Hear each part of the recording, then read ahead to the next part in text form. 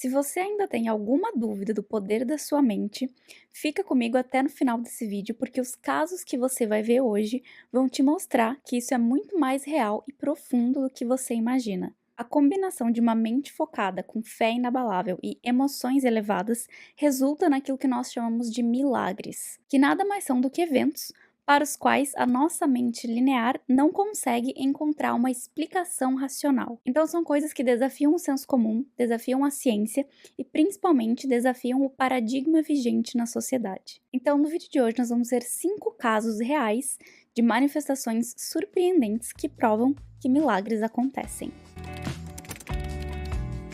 Bom, o primeiro caso que a gente vai ver hoje aconteceu na década de 40 com o José Silva, que foi o criador do método Silva de controle mental. Na época, o José Silva morava no Texas e ele trabalhava como técnico em eletrônica. Então, ele tinha um pequeno negócio, um estabelecimento comercial, onde ele consertava aparelhos eletrônicos, principalmente rádios, e ele era apenas um entusiasta de mentalidade. Ele gostava muito de estudar e de pesquisar sobre o poder da mente humana, ele gostava muito de estudar psicologia, ele lia muito Freud, Jung, e gostava também da área de percepção extrasensorial, enfim. Só que naquela época, bem no início da jornada dele, ele usava recursos próprios para financiar as pesquisas que ele fazia e os estudos que ele conduzia nessa área. E como ele estava dedicando muito tempo a essas pesquisas, o negócio dele meio que estava ficando de lado e ele estava ganhando menos dinheiro. Então, em um determinado momento, ele começou a se frustrar e ele decidiu que ele ia parar com as pesquisas dele, que ele ia parar de se dedicar àquilo para voltar a se dedicar única e exclusivamente, ao negócio dele, porque ele precisava ganhar dinheiro, ele tinha uma família para sustentar e ele não estava mais dando conta, de pagar as suas contas e financiar as suas pesquisas. Então, no livro do Método Silva de Controle Mental, ele descreve da seguinte forma esse momento da vida dele. A certa altura, fiquei plenamente convencido de que eu estava de fato perdendo meu tempo. Eu estudava psicologia, Freud, Adler, Jung há cerca de 4 anos e comecei a sentir que quanto mais eu estudava, menos eu sabia. Eram cerca de 2 da manhã, joguei meu livro no chão e fui para a cama, determinado a não perder mais tempo com projetos inúteis, como estudar grandes nomes que discordavam entre si. Daquele momento em diante, eu me dedicaria apenas ao meu negócio de eletrônicos. Eu o estava deixando de lado e o dinheiro estava curto. Na época que ele tomou essa decisão, os estudos dele estavam focados em sonhos. Então ele queria descobrir se os nossos sonhos poderiam de alguma forma ser utilizados para resolver problemas no nosso dia a dia, se eles realmente poderiam ser premonitórios, qual era o poder que existia nos nossos sonhos, como desvendar os nossos sonhos ou como usar os nossos sonhos a nosso favor para resolver os nossos problemas do dia a dia. Então, naquela noite que ele tinha tomado essa decisão de abandonar as pesquisas dele, depois que ele jogou os livros no chão e foi deitar, ele teve um sonho. E nesse sonho, ele basicamente via uma luz. E ele acordou no meio daquele sonho, onde ele via aquela luz, e ele abriu os olhos. E aí ele fechou os olhos de novo para voltar a dormir. E no momento em que ele fechou os olhos, ele viu de novo a luz. E ele fez isso algumas vezes. Ele abria os olhos, a luz cessava, quando ele fechava os olhos, ele sentia aquela luz. E aí ele começou a perceber que além daquela luz, estava aparecendo na tela mental dele uma sequência numérica. Então, primeiro apareciam os números 343 e depois apareciam os números 373. E isso aconteceu várias vezes. Então ele anotou aqueles números e por algumas horas ele ficou tentando encontrar um significado para aquilo. Ele ficou tentando desvendar o que aqueles números queriam dizer. Então ele começou a ver se aquele número correspondia a alguma coisa que ele conhecia, algum endereço, algum número telefônico ou alguma placa, mas inicialmente ele não conseguiu encontrar nenhum sentido para aqueles números. Então, no dia seguinte, quando ele estava fechando a loja dele, apareceu um amigo e convidou ele para ir tomar um café e conversar. Ele aceitou o convite e a esposa dele pediu para ele aproveitar que ele ia fazer esse passeio com o amigo dele, passar em uma loja do outro lado da fronteira, que eles moravam na divisa com o México, e comprar um vidro de álcool para ela, porque lá naquela loja era supostamente muito mais barato o álcool. Então, no caminho, ele contou o sonho dele pro amigo dele, contou dos números, e eles ficaram ali conversando sobre o que poderia ser o significado daquilo, até que eles pararam naquela loja para comprar o álcool para a mulher dele, e aí o amigo dele encontrou um bilhete de loteria à venda naquela loja que começava com os números 343. O José, até aquele momento, ele nunca tinha comprado na vida dele um bilhete de loteria. Aquele foi o primeiro bilhete de loteria que ele comprou e algumas semanas depois, ele ganhou um prêmio de US$ 10.000, que naquela altura foi uma quantia considerável que possibilitou que ele continuasse financiando as pesquisas dele, além de conseguir arcar com todas as responsabilidades que ele tinha. E aí, com isso, com as pesquisas que ele pôde continuar fazendo, com o trabalho que ele pôde continuar desenvolvendo, surgiu então o método Silva de controle mental, que mais pra frente passou a ser um método revolucionário, conhecido mundialmente, e que veio a ser o principal propósito da vida dele, aquilo pelo qual ele ficou mais conhecido. O grande detalhe aqui é que naquela época, os bilhetes de loteria, eles eram vendidos para os diversos estabelecimentos comerciais que existiam, como aquela lojinha que ele foi, e os bilhetes que eram vendidos para cada estabelecimento, eles começavam com os mesmos 3 números. Então, em todo o país, somente aquela loja que ele foi vendia os bilhetes que começavam com o número 343. Bom, a nossa segunda história de sucesso envolve o ator Jim Carrey. Se você conhece um pouco da história do Jim Carrey, já pesquisou, já assistiu alguma entrevista antiga dele, você deve saber que o início da carreira do Jim Carrey foi bastante difícil. Então, ele passou por muitos momentos desafiadores, ele chegou a morar dentro do carro dele, porque ele não tinha dinheiro para nada, e ele ficou assim por um tempo até ele finalmente, conseguir a grande chance dele e se tornar uma estrela mundialmente conhecida. A gente pode dizer que o Jim Carrey era aquele cara que tinha tudo para desistir, porque nada dava certo. E nessa época, lá por volta de 1985, quando ele ainda estava tentando fazer a carreira dele alavancar, ele escreveu para ele mesmo um cheque de US$ 10 milhões por serviços prestados como ator. E ele datou aquele chefe para alguns anos no futuro, mais especificamente para o Dia de Ação de Graças de 1995, que acontece no mês de novembro, e ele carregava aquele cheque com ele o tempo inteiro e olhava com ele com bastante frequência, imaginando que um dia aquilo ia ser real, que um dia ele ia receber um pagamento daquela magnitude. Eis que lá em 1995, chegando perto da data daquele cheque que ele tinha colocado, naquela época ele já era mais conhecido, já tinha feito alguns filmes de sucesso, e então ele foi contratado para atuar no filme Debi Lloyd e recebeu um pagamento de nada mais nada menos do que US$ 10 milhões pelo papel. Então, 10 anos depois de ele ter escrito aquele cheque para ele mesmo, aquilo se materializou. Ele realmente recebeu um cheque de US$ 10 milhões por serviços prestados como ator. Se você não conhece a história do Jim Carrey, vale muito a pena assistir algumas entrevistas antigas, dar uma pesquisada, porque ele é um exemplo de uma pessoa que tem perseverança e que tem fé no processo.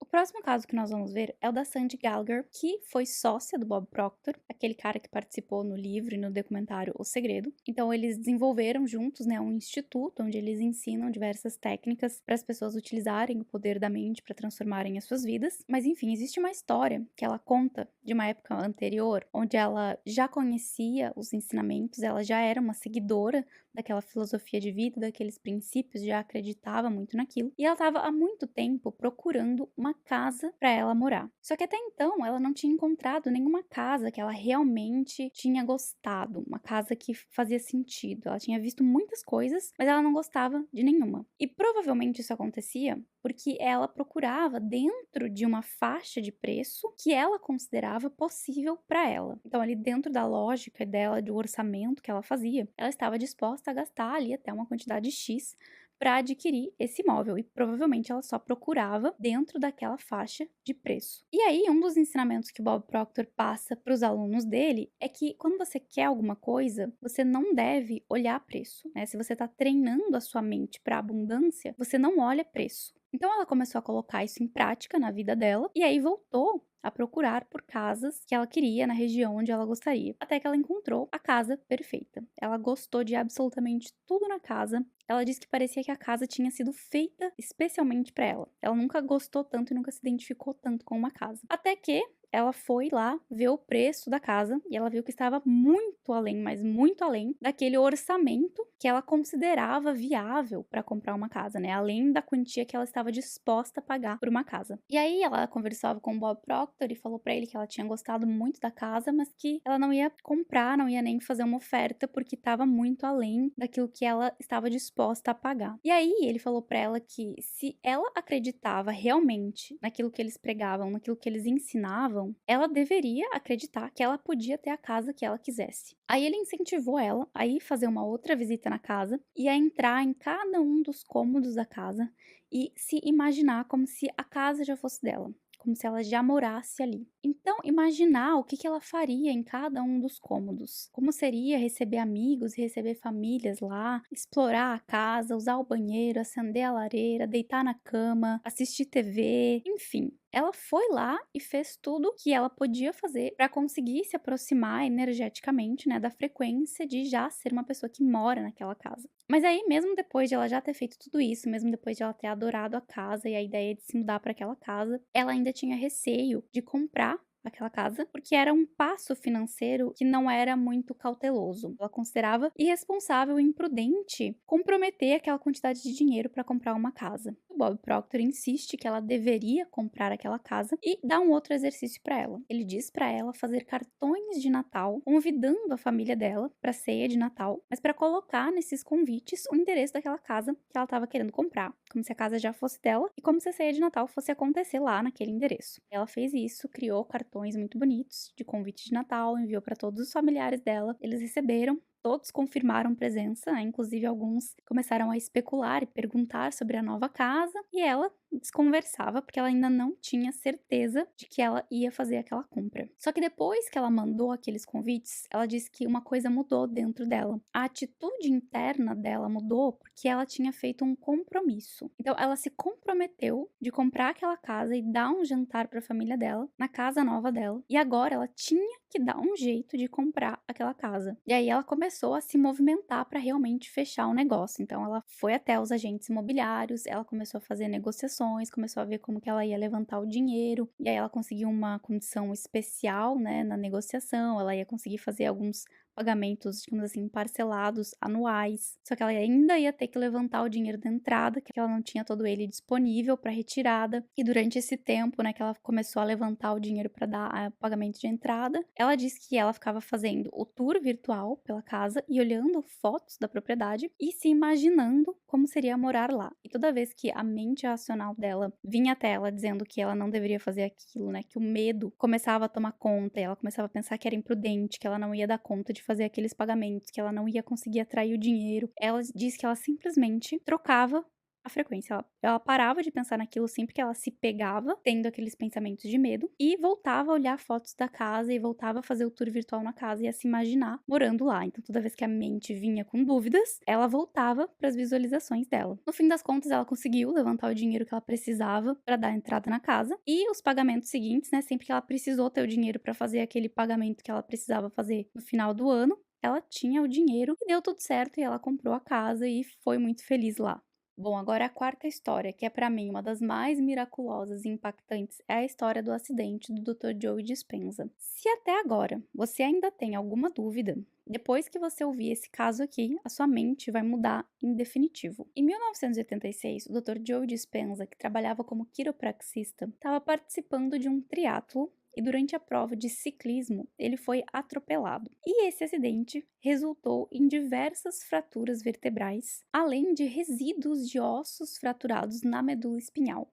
Então, o diagnóstico que deram para ele é de que ele, muito provavelmente, nunca mais ia voltar a andar. E todos os especialistas que viram ele na época recomendaram ele fazer uma cirurgia que era extremamente invasiva, para tentar melhorar, né, um pouquinho ali a situação dele, mas era quase certeza que se ele fizesse essa cirurgia, ele não ia mais voltar a andar. E ele mesmo fala que com todo o conhecimento que ele tinha, né, de anatomia e tudo mais, porque ele era quiropraxista, ele, no lugar dos médicos, também recomendaria aquela mesma cirurgia. Mas ele optou por não fazer essa cirurgia, porque na época ele já era uma pessoa que pesquisava bastante sobre o poder da mente humana, ele já era uma pessoa que meditava, que já acreditava muito nessas coisas, que se envolvia bastante com esse tipo de conteúdo, com esse tipo de conhecimento. Ele estava, né, começando nessa área e ele decidiu que ele ia colocar toda a fé dele nesse princípio, né, nessa ideia de que a mente consegue curar o corpo, né, de que o corpo se cura sozinho. Então, ele não tinha muito o que fazer na época, porque ele estava praticamente paralisado. A única coisa que ele tinha controle era a mente dele. Então, ele se dedicou nesse processo e 2 vezes por dia, durante 2 horas, ele fazia uma visualização de uma coluna totalmente saudável, curada e recuperada. Então, ele fazia esse esforço para tentar deixar essa imagem o mais nítida possível, o mais rica em detalhes possível. Então, era um trabalho de foco mental implacável. Ele focava nessas 2 horas, 100% naquela imagem dele, e cada vez que ele fazia a visualização, ele tentava deixar aquela imagem cada vez mais e mais nítida, mais e mais clara. Ele conta que nas primeiras 2 semanas, 3 semanas, ele não viu praticamente nenhum resultado, praticamente nada mudou, e mesmo assim ele continuou fazendo aquilo. E lá por volta da 9ª semana, os milagres começaram a acontecer. Então ele começou a curar espontaneamente e a coluna dele se reconstituiu de todas aquelas fraturas e ele começou a recuperar os movimentos dele. Então ele se curou espontaneamente. Aquela coisa que ninguém sabe explicar como que acontece, porque cientificamente não é possível, logicamente não é possível, mas aconteceu. Enfim, o verdadeiro milagre. Então, 12 semanas depois de ele ter iniciado esse processo de visualização, ele já estava bem, já estava em pé, já estava até indo trabalhar. E no site dele, onde ele conta essa história, que ele também conta em alguns livros, ele fala uma coisa muito interessante, que é a seguinte: em tempos difíceis, precisamos analisar quais partes da filosofia ou dos entendimentos intelectuais nós conhecemos, mas não vivenciamos, e aplicar esse conhecimento para criar uma nova experiência.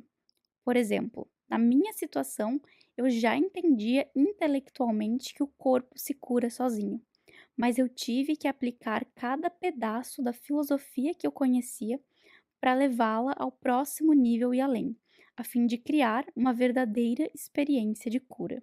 E a nossa última história de sucesso também é de outro autor dessa área, que é o Neville Goddard, quando ele foi convocado para servir o exército americano durante a Segunda Guerra Mundial. Bom, a questão é que ele foi convocado, mas ele não queria ir. Ele não queria estar lá. Em primeiro lugar, porque ele se achava muito velho. E em segundo lugar, porque ele tinha família, ele tinha uma esposa, ele tinha uma filha. E o que ele realmente queria fazer era ficar livre para ele continuar os estudos dele sobre mentalidade e espiritualidade, continuar a fazer aquilo que ele amava fazer. Até porque, logicamente, ele era muito mais útil para as pessoas, ele era muito mais útil para a sociedade e para o mundo, fazendo aquilo em que ele era excelente. Porém, né, naquele momento, naquele contexto daquela época, não era tão fácil assim você conseguir uma dispensa do exército. Então até ele chegou a pedir a dispensa inicialmente, mas ela foi negada. Então ele decidiu aplicar a filosofia de vida dele e os ensinamentos dele todas as noites. Antes de dormir, ele se visualizava como se ele já tivesse voltado para casa. Então ele se imaginava andando no apartamento dele, deitado na cama dele, com a esposa do lado, se sentindo livre, fazendo o que ele gostava de fazer. E ele fez isso durante semanas, todas as noites, mantendo essas imagens na mente dele, esses pensamentos e esses sentimentos, até ele pegar no sono. De repente, um belo dia do nada, inesperadamente, veio a dispensa dele. Então, o ensinamento dele sempre traz o foco no objetivo final, naquilo que ele quer viver, naquilo que ele quer experienciar. E assim ele fez, e assim ele conseguiu. Bom, essas foram as 5 histórias reais de pessoas que utilizaram o poder de suas mentes, de sua intenção e imaginação para realizar o impossível de uma forma totalmente imprevisível, desafiando a lógica e a razão, nos mostrando que existem fatores subjetivos que operam no universo, que estão muito além da nossa compreensão lógica, além da nossa capacidade intelectual e além do paradigma linear. Bom, espero que você tenha gostado desse vídeo. Se você conhece alguma outra história interessante, compartilhe ela aqui nos comentários para ajudar a inspirar outras pessoas. Obrigado para você que assistiu até aqui, um beijo e a gente se vê no meu próximo vídeo. Tchau!